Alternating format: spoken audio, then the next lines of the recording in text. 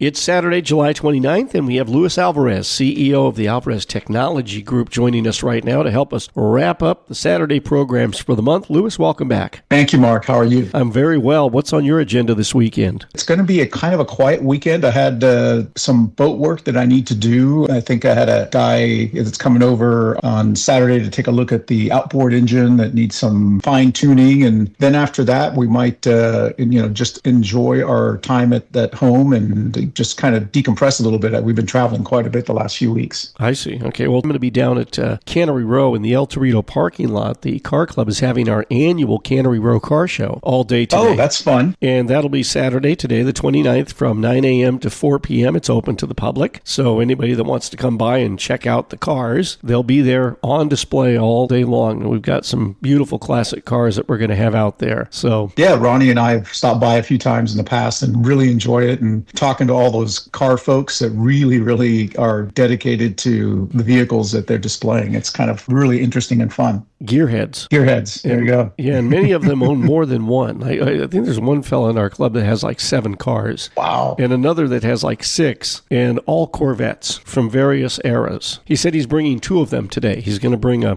58, which is, I believe that's a C1, and then I think he's bringing a mid-60s, which would be a C2. He's going to have 2 of them down there. I think his wife's going to drive one, and he's going to drive the other. So the 58's black with white. It's really a beautiful car. Yeah, that's a cool-looking car. Yeah. Hey, our topic for this weekend is AI tool fraud. GPT empowers cyber criminals to plunder your personal data. So it looks like the cyber criminals are moving into manipulating ChatGPT to get at people's personal information. How dangerous is this? How likely is it to happen? It's 100% likely because it's out there, and it's very dangerous because one of the things that the creators of ChatGPT and the commercial versions that are out there from Microsoft and OpenAI and even Meta has a version that's out there. All of those have guardrails on them to keep people from using them for malicious purposes. So if I go into ChatGPT, I say, write me a hate email to Mark Carbonaro telling him how much I despise him. All make believe, mind you. It's going to say, sorry, I can't do that. That goes outside my parameters or something to that effect. What the bad guys have done is they've licensed OpenAI's technology, but removed the guardrails. And they're touting this thing called FraudGPT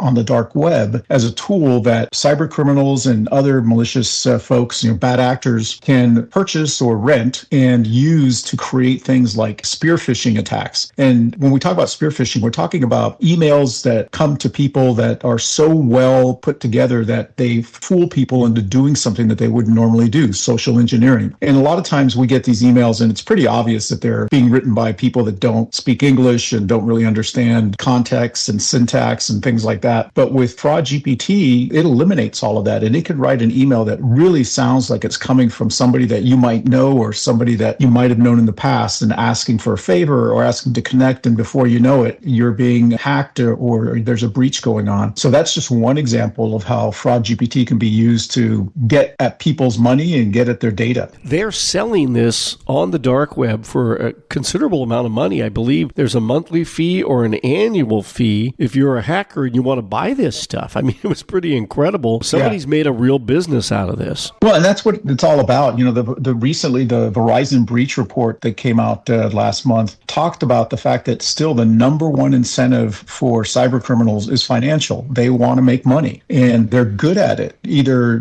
through things like business email compromises where they get into your email account and can fool your banks into sending them money, or fool your vendors into changing their direct deposit for cash transfers to a different account, to traditional ransomware, which is making a big resurgence this year. 2022 was kind of a down year for ransomware, but it's back, and it's back with a vengeance. Wow. And they're all doing it just to make money. Yeah, so the creator of FraudGPT charges a substantial monthly fee, $200, and they'll sell it. I think there's like $1,600 a year if you want. Yeah. And then it's much more expensive than Worm GPT, which is $66.83 a month. So yeah, and Worm GPT is a little older version, so it's not as sophisticated as FraudGPT. So yeah, that's why they can charge more, because it's a better product, sadly. So how do people protect themselves against being victimized by this? First and foremost, be aware that phishing attacks are going to get much more sophisticated, and that not everything you read online should be taken at face value. You just need to keep your guard up. If you have access to cybersecurity awareness training, whether that's something that you do on your own or your organization, your company that you work for provides, take those trainings. Be cognizant that the more you know, the more knowledge you have, the better you are able to protect yourself. And, of course, you've got information about this on your website, alvareztg.com, correct? Absolutely. And if you subscribe to our newsletter, we have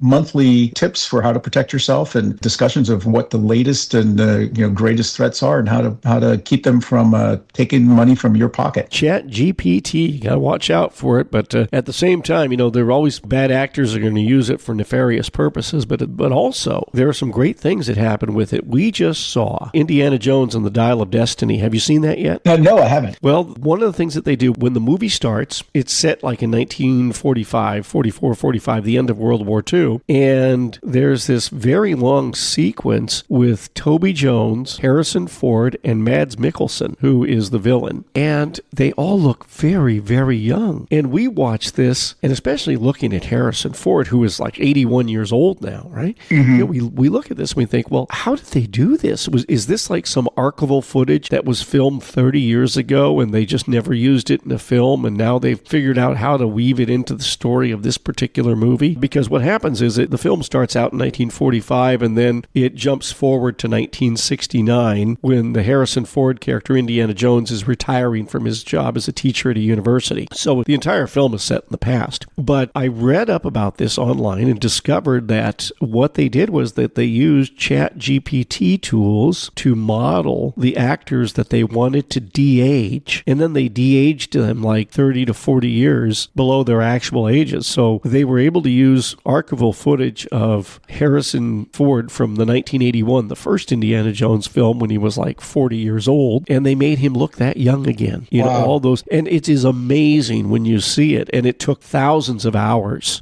and they had so many people on the staff of this. So many of them worked on just that part of the film, like the first 20, 30 minutes of it, which were set like in 1945, and to make not only Ford, but Toby Jones and Mads Mikkelsen all look like they were in their mid-30s to early 40s. It's really amazing. I mean, that's one of the most amazing things about that movie when you go watch it, are those opening scenes. You'll just look at it in wonderment, Louis. It's just incredible. And that's why the actors and writers are on strike, because they're afraid that that's the future of movie making and they won't need them as much anymore. Right. So it's a great thing if used, it's like with great power comes great responsibility. So it's a great thing if it's used correctly, but it can be a really bad thing if it's used for nefarious purposes. Yeah, good point.